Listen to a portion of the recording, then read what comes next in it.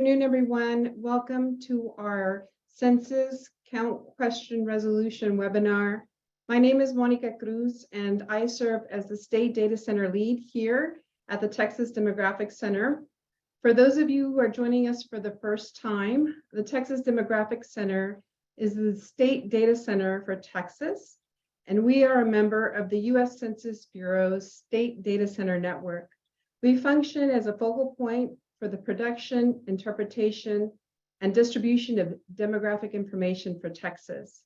We also produce and disseminate population estimates and projections for our state. At this time, I'd like to turn it over to Dr. Lloyd Potter, our state demographer, to welcome everyone. Well, good afternoon, and thank you for joining us. I think I'm excited about this webinar. Certainly am thankful to our presenters, Lila, Valencia, Kuhn, and Jim Castagneri. I never get your last name right, Jim. Castagneri,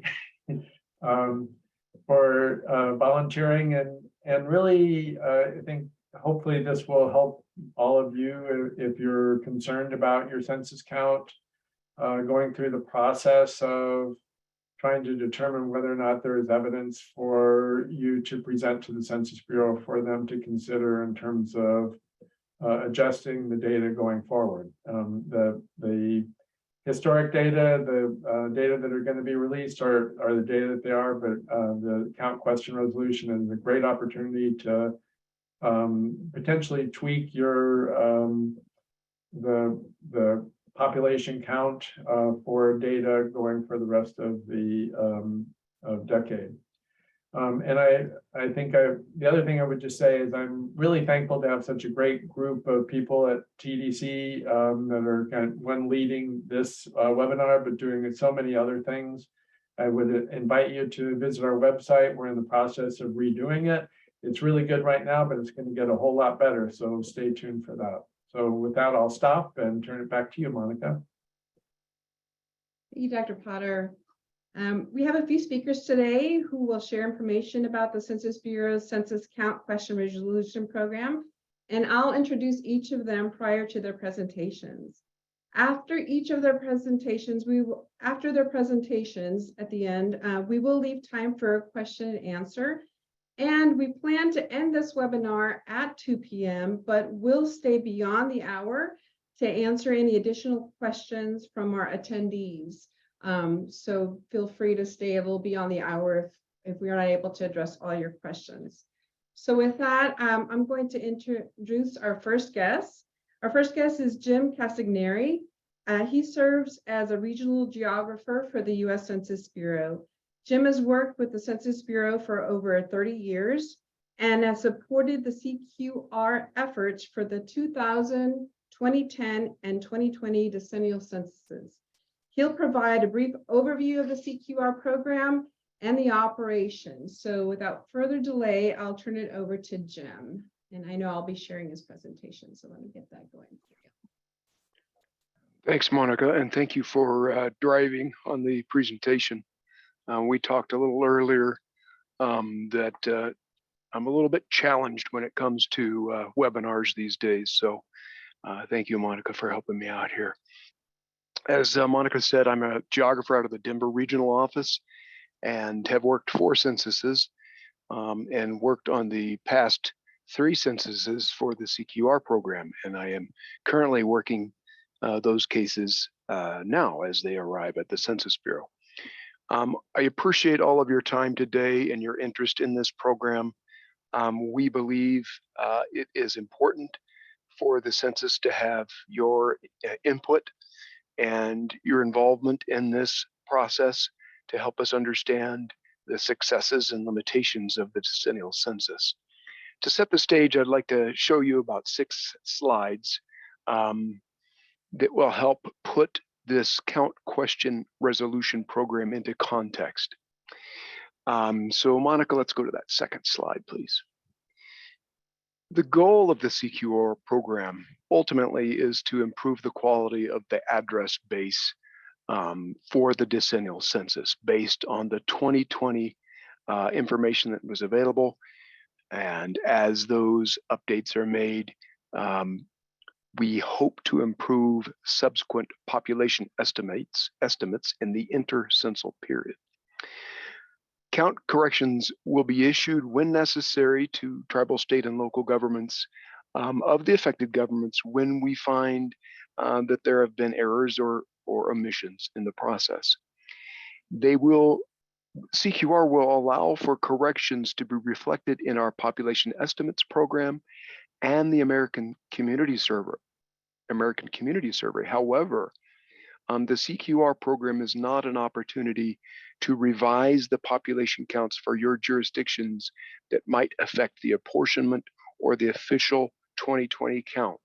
So unfortunately, that's not in scope for this program. Slide 3, please. So what is in scope for CQR? Basically, the Census Bureau received feedback from stakeholders as we led up to the 2020 effort about the need and the content and scope for the 2020 count question resolution operation.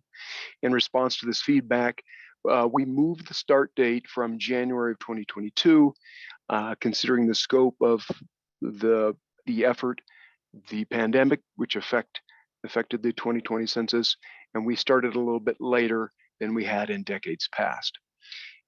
It's important to point out that federal law requires that the data collection for the decennial census to end. This was actually brought to the Supreme Court after the 1990 census, when there was an interest in adjusting the census count based on some issues that were uncovered by some cities.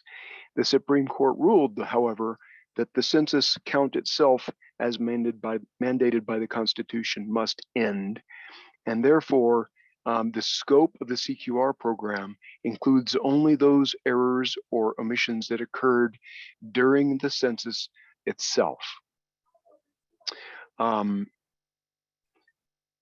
a slightly separate note, as we prepared for CQR in 2020, state data centers, such as the TDC and others, recognized what was felt as a shortcoming for group quarters. At the end of this slide set, I'll have a URL for a brief overview of the group quarters review operation, which is similar, very similar to the CQR operation, but it limits the scope of the effort to group quarters. And for your information, what is a group quarter? Basically, it is a place where people live who receive service from the organization. They do not live, it's a group quarters, for example, is not a apartment complex. It is, however, a university housing situation that has central food service. It is a group home. There are other types of group quarters that I won't get into today, but if you have questions about those, we can talk about them at the end of all of the presentations. Next slide number, please. I think it's 4. So what is the workflow? How does this thing work, this CQR? Basically, tribal, state, and local governments review our published 2020 results. You look at the data, and if you suspect there are errors with either your boundaries, your housing counts, or both, it's really an opportunity to file a CQR case with us. And as you will see, we have until June 30th of this year to file a case. The Census Bureau must complete its work by September. Those cases that are received by Census, if we determine they are in scope, and in other words, if they were submitted with all the adequate documentation and information that we feel is necessary to do the research, cases are sent to subject matter experts. And the case of myself, I'm one of those, and my colleague here in Denver, we work these cases that are in the Denver region, and we research every address that's contested. The challenges are made by census block, and for each census block, we review every address provided and determine whether or not that address was included in the census. If no processing errors are found, there will be no updates to the census information and the case is closed. If we do find processing errors, they are addressed in our record keeping system, and once resolved, we will provide a letter indicating to the government what adjustments were made for housing counts. The Census Bureau provides the disposition of each CQR case to the highest elected official. So we will let each HEO, as we say, know what the outcome of each case, whether it be a state, tribal, or local government. We will also post the errata, as we call them. These are the adjusted housing counts to our webpage that you will see at the end of the presentation. Next slide, please. I mentioned a few of the key dates a moment ago. The program started way back in 2021. We provided the delivery of the reapportionment data. Whoops, we lost the presentation there. That's okay. I've got some things in front of me here. In September of 2021, the Census Bureau completes the delivery of the data from the 2020 census to the states for redistricting. This is late. Normally this occurs in April. And as I mentioned before, this is primarily due to the COVID pandemic. It wreaked havoc not on our society as a whole, but also on our ability to hire and staff persons for the census process. In the fall of 2021, the Federal Register published a notice with a 30-day comment period about the CQR program. In December of 2021, we proposed the timing for the CQR program. And in January 2022, the Census Bureau, that was just last year, began processing CQR cases from eligible tribal, state, and local governments. By June 30th of 2023, we will stop accepting CQR cases, and any cases that are in-house at that time that are fully supported, we will work them and expect to have all work done on CQR cases by September 30th of 2023. Last slide from me. These are a couple of URLs for our CQR website and our 2020 post-census group quarters review effort. Again, they're very similar. And if you want to read more about these programs, these URLs are available to you. If you have specific questions about these programs, the email is included there. As a regional geographer, I'm able to answer almost all questions. But in an official capacity, if you would like some sort of official statement from the Census Bureau, please use the email there at the bottom of the slide to submit your questions about CQR. And Monica, I think that's all I've got for today.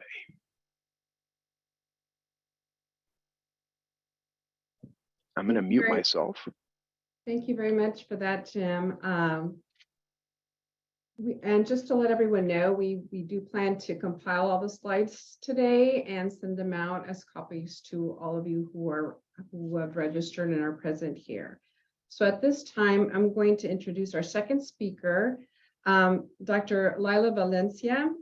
Dr. Valencia serves as the Chief Demographer for the City of Boston. She leads the Strategic Data Initiatives team at the Housing and Planning Department and produces population estimates and projections to support the planning and decision-making of city departments, local businesses, and organizations, the community at large. She will provide an overview of the CQR submission for the City of Boston, which focused on housing unit counts. So go ahead, Dr. Valencia. Thank you, Monica, and thank you to the TDC again for the opportunity to share our experience with the Census Bureau's count question resolution operation. Let me go ahead and share my slides.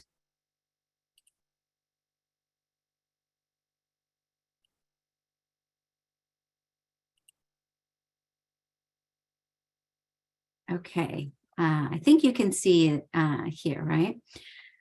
So do you see the notes or just the main screen, Monica? Just the main screen, you're good. Okay, great. Just double checking.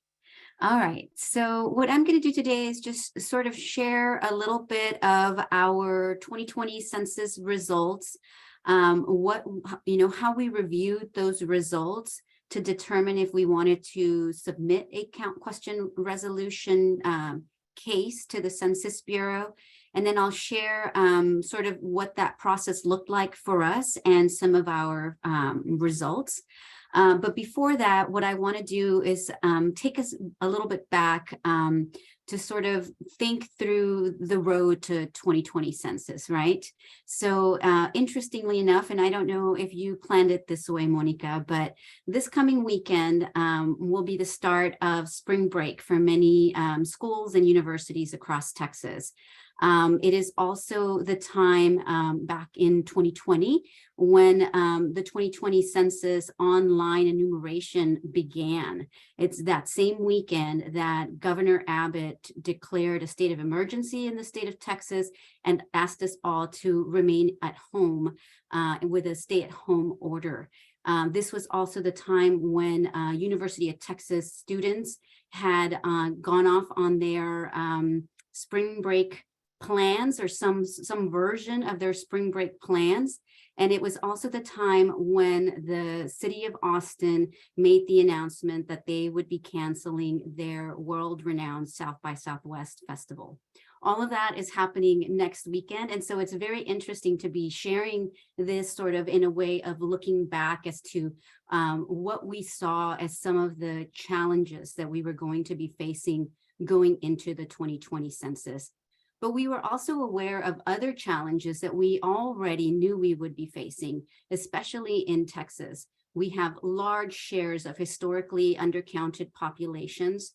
In the Austin area, more than 55% of our households are renter households.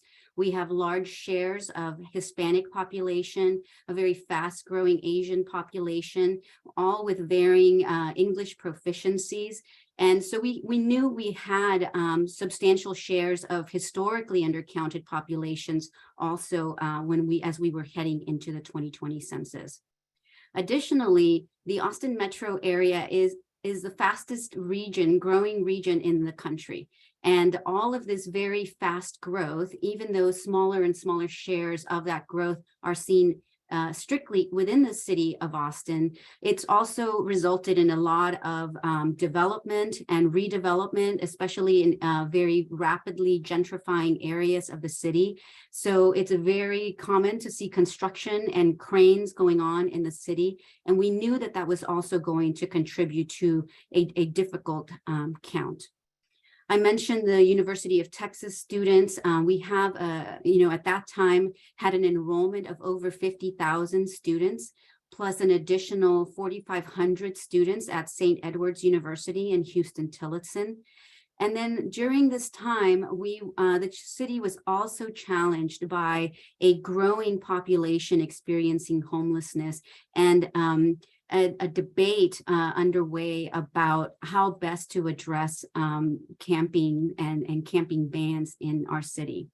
So going into the census, we knew we already had some challenges ahead of us. And this is what our population, how our population numbers looked leading up to the census. So up to this point, we are seeing a pretty close alignment and agreement between population estimates coming out of the Census Bureau for the city of Austin, estimates from the Texas Demographic Center, as well as internal estimates from the city of Austin.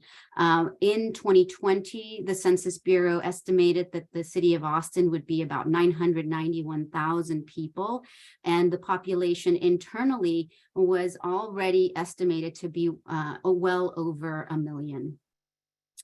So when we got our 2020 results, we were eager to see our 2020 results. And we started to see some things that were concerning. And we know now that we understand now from the post-enumeration surveys findings and the demographic analysis that was done by the Census Bureau, that Texas was one of 6 states to have been undercounted in the 2020 census. But in Austin, we were a little optimistic because we had the highest, the second highest self-response rate of large cities in Texas. We were the only large city and county pair to surpass our 2010 self-response rate. And we were focusing on this self-response rate because obviously we don't have more granular data from the demographic analysis or the post-enumeration survey to really understand if the city of Austin was undercounted or not. But we were hopeful that these figures were going to translate into a strong population count. So when we got our results back from in 2021 or September of 2021, we were surprised by the count. The 2020 census count enumerated Austin at 961,855, which was nearly 30,000 less than the Census Bureau's 2020 estimate and nearly 45,000 less than the City of Austin's internal estimates. The 2020 count was actually lower than the 2018 population from the Census Bureau's population estimates program. So we were concerned and we knew we had to dig deeper to try to understand what was going on, what was behind this count. So what we did was to basically take that list of housing unit counts at the block level. I think Jim spoke to this list, this block count list, where we were able to get unit counts at the block level according to the 2020 census count. And we were able to compare those to internal housing unit counts. And what we did, the internal data that we used included finalized residential building permits. We looked at addresses from our 911 addressing division, only for residential units as well. We looked at housing unit counts that could be derived from utility connections provided by the water and electric utility at the City of Austin. And then all of these units, of course, and addresses needed to be available for occupancy and in existence prior to April 2nd, 2020. And so when we started looking and making those comparisons, what we found was that there were potentially 7,329 missing units, discrepant units. So we prioritized, because you can really start to get into the weeds with a lot of this information, especially in a large city like the City of Austin. But what we did was we prioritized those blocks where we found discrepancies of 50 plus units. So any block that was divergent from the Census Bureau count by 50 or more units.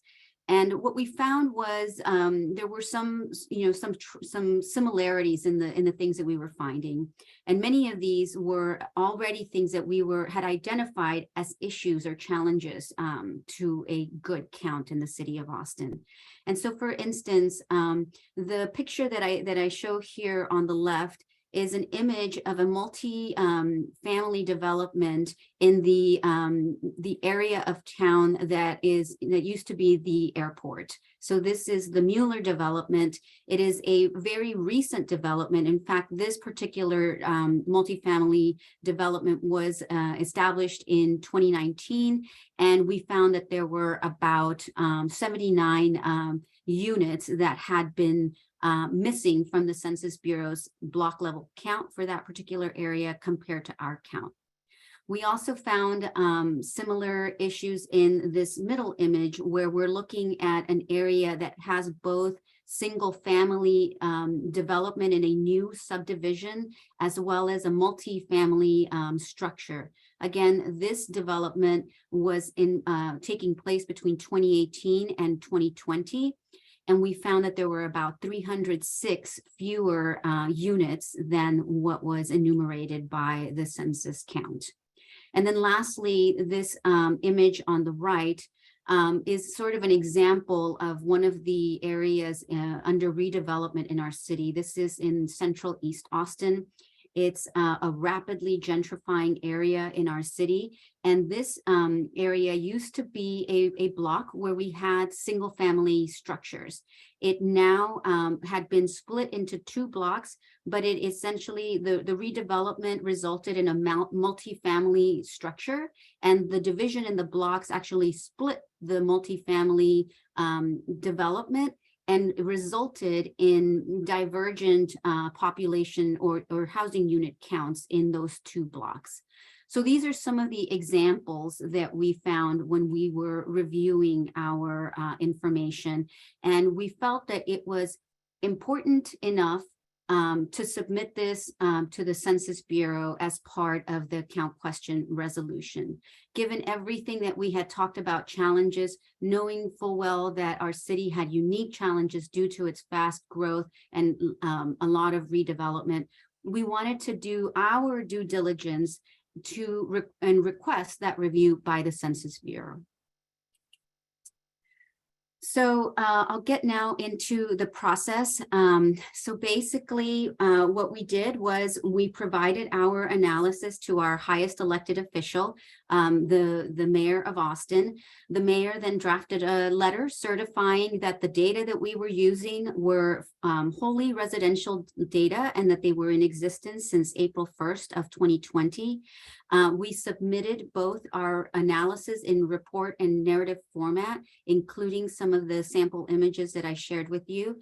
And then we also submitted a data set that met the requirements of the data set that the Census Bureau would be looking at, that had columns for 2020 census housing unit counts by block, and then what we thought was our CQR count for those blocks, with an opportunity to provide sort of an explanation of what we thought the error might be related to, whether it was a coverage error or a geocoding error.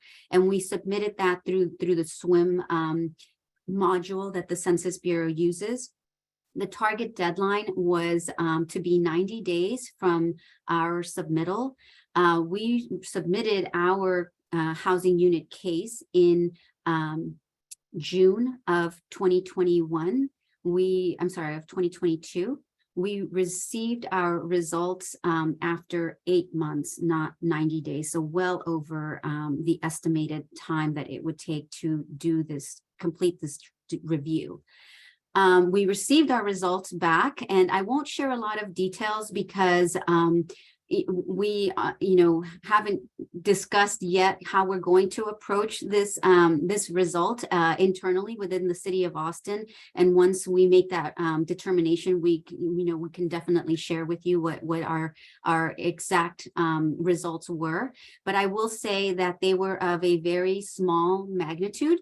They were paired with a letter from the Census Bureau Director, Robert Santos, explaining to us, what the CQR process sort of very top level was, and thanking us for submitting this. And then it included an additional page with a PDF table, as you see here, with zero information on how their final determination was made.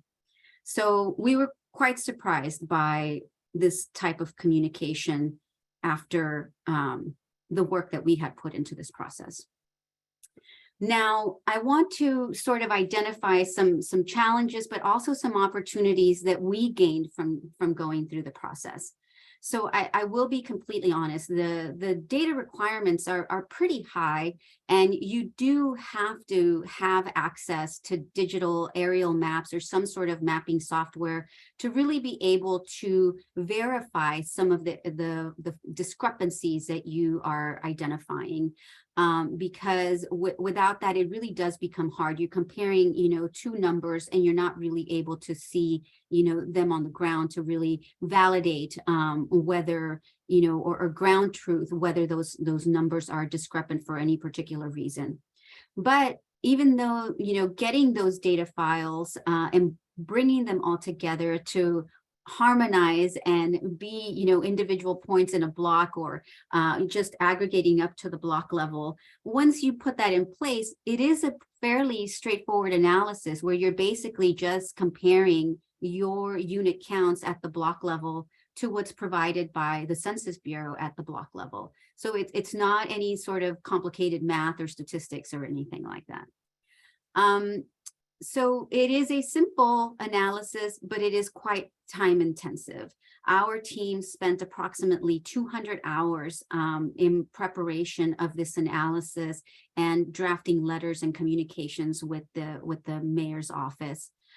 But I do have to say it was also really valuable in helping us to evaluate our own internal data integrity. We were able to identify some challenges in a number of our data sets that we have that are either linked to addresses or linked to different parcels. And so it was a valuable exercise for us nonetheless. As you're waiting for the results, I think what we are all hoping is that we will get this updated number, this revision that will then help us as local level planners to really formulate a better population base or more accurate population base from which to start our estimates or projections for infrastructure planning and program planning and things of that nature. However, in the meantime, while you're waiting for this, it is a challenge, right? Because you're sort of, now you can't unknow what you know. There's questions about that population count in your head, and you do hesitate as to whether that should be the base that you're working with or not. And so it does make for some complicated preliminary projections sometimes, or formulating multiple scenarios for your estimates until you hear back. But lastly, I want to say that one of the things that really motivated us to go through this process was that we knew that this census was highly challenged by the global pandemic, by many of the things that were happening locally within our city. And we knew that the 2020 population count was going to remain unchanged. That is our official count. We were very well aware of that. But what we knew could possibly happen was that those revisions, if any revisions were made, would be incorporated into future population estimates. And those estimates are tied to federal dollars that go to housing programs, transportation programs. And I don't have to speak to you in detail about what the implication of this funding is, because I know you're very well aware. But that to us really made this exercise very much worthwhile. And that was part of the reason that we did it. We're glad we did it. The result was not what we were expecting, but I think we would still do it again. So this last slide is just, some kind of questions that we have, some sort of reactions to the process. But one of the things that, we would like to understand is the letter comes with this final determination, but really it offers zero information on how this determination was made. We know from participating in other Census Bureau survey programs or other types of addressing update programs and surveys that usually there's more information that's provided, right? For instance, with the LUCA program, you send off your addresses and the Census Bureau lets you know how many of those addresses are accepted, and they let you know, why they accepted them or why some of the other ones were not accepted. We don't have any of that information in this communication, in this letter. One thing that I was wondering also is, when will these CQR revisions, if you do get revisions, when will they appear in the population estimates to help to determine more accurate funding allocation to programs in services in the city and local government, governmental units? And then how will they be allocated? So now I'm thinking, when I'm looking at these estimates in the future for the county or, for the state, like, will we know, were these allocated to migration, to natural increase? Like, where are they going to be inserted, right? Now, it's also unclear how these revisions will be incorporated, if at all, into differential privacy calculations. I think I'd like to understand a little bit more about that. And I know that differential privacy is a very, complicated topic that we probably don't have enough time to get into here. But, it's just very briefly, it's a statistical method that the Census Bureau is using to protect respondent confidentiality. And, it just makes me sort of wonder, will these revisions be incorporated into those calculations in the future, or how will those be treated? And then this is the part that sort of left us feeling and wanting a little bit more from the Census Bureau. The response that we got in that letter just doesn't appear to be in line with more recent engagement efforts from the Census Bureau. Director Robert Santos has been so open and engaging with local partners, with state partners. And this letter just didn't seem to have that same partnership and engagement spirit. And I think that that's feedback that the director, I feel, would really want to know, but I also feel that it's worth communicating to the CQR operation managers and chief. And then lastly, this is a very specific time, and this is something that I struggle with sort of as a data practitioner, and being out and engaging with the public and speaking to the public about what many of these numbers mean. And one of the things that is in my mind is sort of what the impact of these divergent counts will be on public trust in government institutions and science-derived facts, right? It's like we seem to be really losing more and more of that trust and faith in our institutions and our facts. And so I think it's important that the Census Bureau, and that when we are engaged in this process, consider how we communicate and discuss this topic. And that's all I have, Monica. Before I wrap up, though, I want to thank our team. Our team did an amazing job. Like I said, it was about 200 hours of analysis. And when I say analysis, it's bringing all of those data together, making sure that they're harmonized, making sure that we have the maps that we need to be able to look at. And then in addition to identifying those areas where there are discrepancies, going in using visual imagery, really checking and drilling down to see if what we're seeing makes sense on the ground or if it doesn't, always with the thought that our numbers could be just as questionable as the Census Bureau's. And so the objectivity, the dedication and commitment from our team was just outstanding. And I know that Nicholas Smith, one of our planners who worked on this, is in attendance today. And so I hope during any Q&A, he may be able to jump in and answer some of these questions with me. But I also want to thank some of the other city staff that were super helpful in providing data, including the Address Management Services Division, Austin Water, and Austin Energy. Thank you. Thank you, Lila. Thank you very much for that great presentation. Really appreciate your team's efforts and all the work that was put into, and also the steps that you shared with explaining how you went about submitting your CQR case.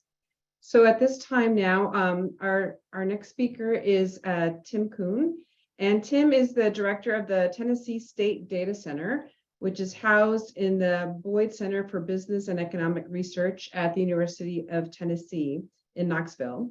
He oversees the data center's operations, including outreach and dissemination of census-related materials, analysis, and serves as Tennessee's representative to the Federal State Cooperative for Population Estimates. He will provide an overview of a CQR boundary review case for the city of Cleveland, Tennessee. Good afternoon. Can you hear me okay, Monica? Yes. Great. Okay. I've got the slides up on the screen. Thank you again for inviting me to join you from the state of Tennessee. I'm going to leave this color of orange up there for just a second to let you soak that in, since you have your own version there in Texas. But I did want to just give you a little bit of background on how I approach this. There's a couple things I wanted to mention. First is that I've worked in local government for 22 years at the city and county level. And so I kind of bring a lot of that experience to this process in trying to understand how a municipality or a small city or town government might approach this problem. And what underlies that is that CQR is too complicated. And so we have to find a way to break it down and make it understandable to the average municipality that has a limited amount of resources and a limited amount of staff. And so that basically involves making it so simple that even I can understand it, which takes a great deal of time. But I feel like we've done a good job in trying to do that. I'm going to talk about boundary cases. Now, Jim at the Census Bureau is probably thinking boundary case really means looking at your city limit to make sure that it is accurate. And that is true. That is part of what you do when you're looking at boundaries.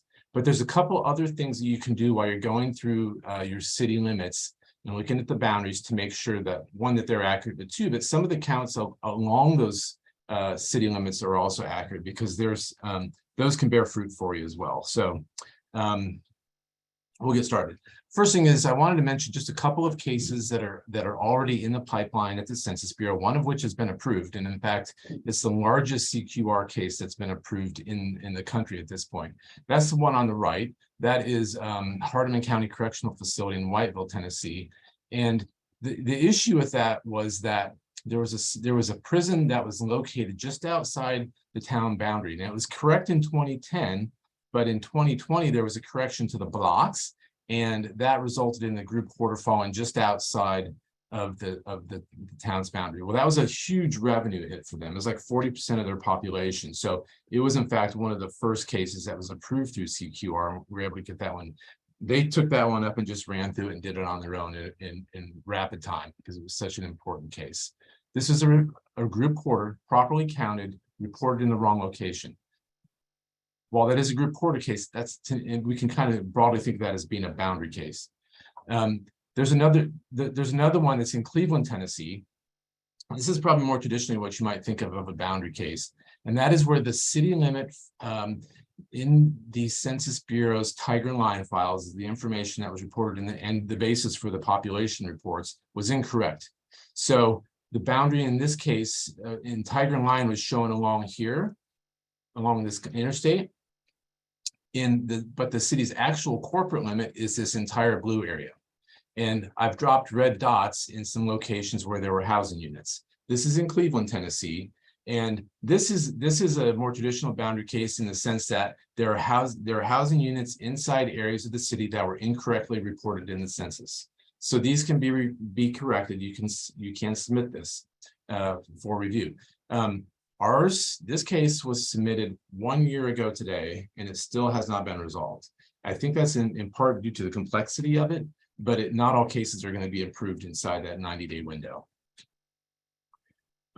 In Tennessee, the reason that these numbers are so important is because we have a lot of revenues that are shared back to the cities and to a degree to the counties based on the population that's reported in the decennial census. For the current year, that's estimated to be $167 per person. And so it's very easy to do the math to determine whether or not it's worthwhile to pursue these cases or not, or just to let it go. But that's $167 per year for the next 8 or so years until the new decennial counts come out. So we have a nice way to gauge what the potential cost is to your community here if there is an area that is incorrect. All right, so there are essentially 3 types of challenges that you can do with an account question resolution program, or the challenge program as people like to call it. I might call it that. The first is an incorrect corporate limit. We'll talk about that more in a second. The second is living quarters that are reported in the wrong location. So this is housing units in the wrong location, essentially outside your city when they should have been reported inside your city. And the third one is missing housing units. We do not pursue issues with missing housing units because we think that they do not bear fruit hardly ever. I think it was 400 housing units in the last census was the total number of missing housing units. And the reason is, if you can spend a lot of time finding them, but we feel like you're best focused on in these first 2 items. And that is because if a housing unit is missed in the 2020 census, they're not going to be recounted. They're not going to send new people out to enumerate who is trying to live there in April of 2020. They're not going to try to recreate that history. The bridge or that ship has sailed. The census was done on October 15th, 2020. And so we're just looking for processing errors that have occurred during these counts. So we strongly encourage communities in Tennessee to focus just on these first two items. So we broke it down into 3 steps, easy, medium, and harder. Easy is things that you can probably do yourself. Medium, I think you might be able to do yourself. Harder gets into the types of reviews where you need to have some digital maps to be able to visualize the census data, to see the population counts, maybe your building permits or other types of address data, and try to assemble some data to do something that's a little bit more complicated. But you can still spot some stuff, and I'll show you some examples of all 3 of these. Okay, so this is the municipal boundary review, part 1. This is essentially looking at your city limit as it was on January 1st, 2020. Now in Tennessee, the comptroller of the Treasury receives all of the city limits and sends that into the Census Bureau. But there are instances where either the information that the comptroller submitted to the Census Bureau wasn't put in time, or in the case of Cleveland, maybe they hadn't been looking really closely at their city limit to see if it was accurate in the maps that they were signing off on. And in that case, even if your census is there, you think it's right, pull your city map out, your official boundary in those ordinances, and compare that with what the Census Bureau is showing to make sure it's right. You might find something there where you can get a few more people. A boundary challenge has 2 parts. The first, it has to pass a 2-part test in my little system here. The first is that it needs to cover an area that's bigger than what the Census Bureau reported. You wouldn't want to report a smaller one, an area that, that shrinks your city boundary. You want to report an area that grows your city boundary. And the second is that there has to be housing units that were available for occupancy on April 1st, 2020. So here's 2 examples of that. So this is the town of Kenton, Tennessee, in Northwest Tennessee. And as you can see in this map, the purple area is what was reported by the Census Bureau. And by the way, if you're colorblind, you will not be able to see this, I was told recently. But this area right here is what was reported by the Census Bureau. This green area is what the town's actual boundaries is. There are housing units inside this area. So this is a potential CQR case, provided that you can show the addresses, these units were available for occupancy, and you have the ordinances that support the adoption of this boundary. Now this one over here, which is in Monterey, Tennessee, which is between Nashville and Knoxville, about in the middle or so. This is a lovely little area with a lake, a nice fishing area perhaps, but there are no housing units inside of this area. So this is not in scope for CQR because it is not going to change the population of Monterey, Tennessee, even though it is a boundary area. Now they may want to get that fixed for through the boundary and annexation survey or communicating with the comptroller in our case to get that thing corrected, but there's no point in filing a CQR case in this one.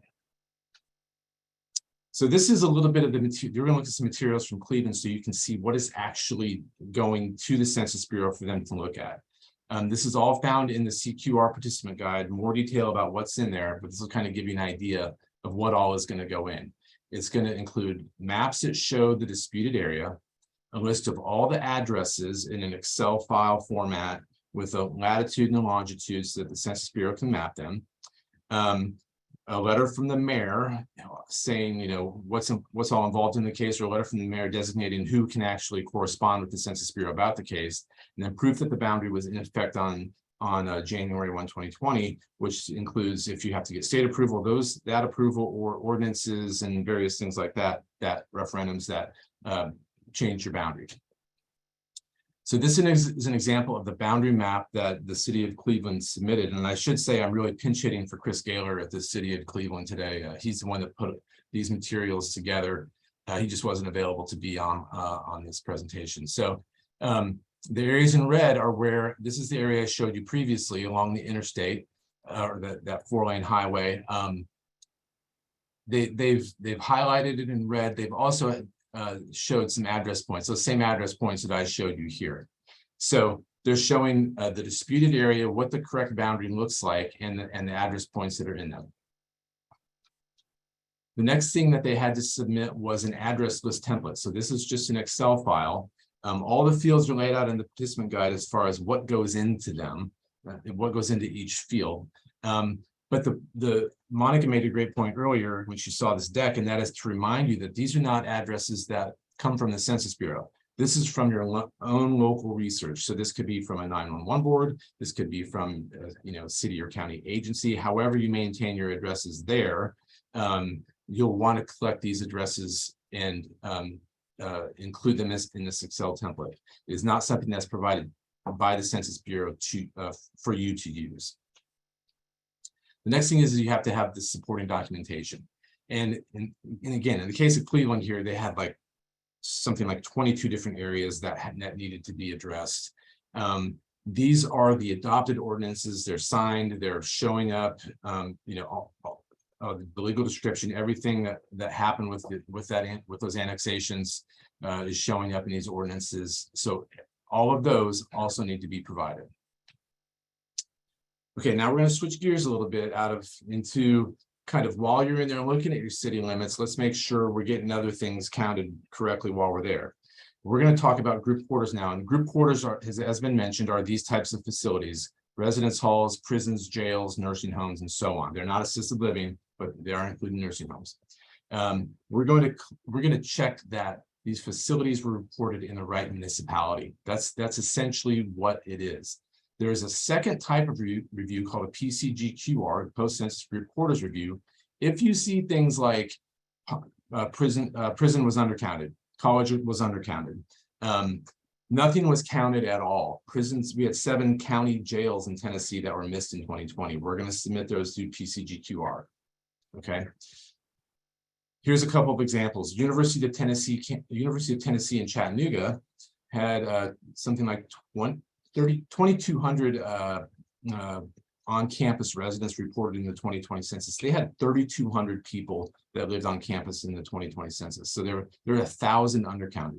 That is not a CQR case, though. That is a PCGQR case. That is a post-census group quarters review. So that's something separate, same deadline, but look into that program if you've got those kinds of issues and you see that in your data. The Hardeman County Correctional Facility is a CQR case because it is a living quarter that was reported outside the boundary. Okay, this is not a typical boundary case, but this is something you should be looking for when you're reviewing your boundaries to make sure that they are correct. I have a flow chart, and you're going to eyes roll when you see flow charts, but I guarantee you this one helps a lot, because what it does is it walks you through a series of questions to determine if you've got a CQR case or a PCGQR case, or you don't have any case at all. And so in the case of Hardeman County, we can say, was the group quarter facility located in the correct block? So the answer to that is no. Was it located in a nearby block? Yes, it was.